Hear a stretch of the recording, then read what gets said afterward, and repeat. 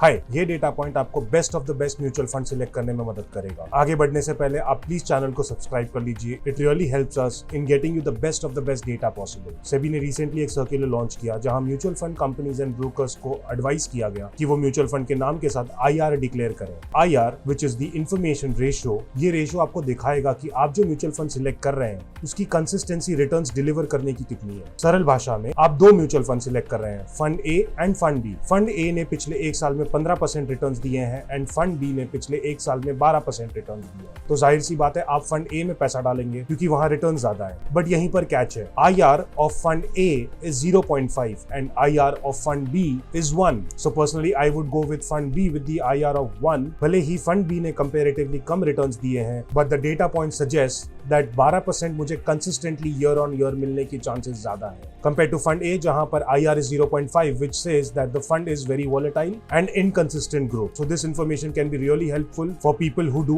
SIPs and lump sum investments in mutual funds. Right now ये information सिर्फ brokers और research analysts तक है। अगर आप जानना चाहते हैं कि आपकी म्यूचुअल फंड की इंफॉर्मेशन रेशियो क्या है, आप अपने फंड का नाम कमेंट बॉक्स में लिख सकते हैं and we will try to get the information ratio of your mutual fund. Thank you very much.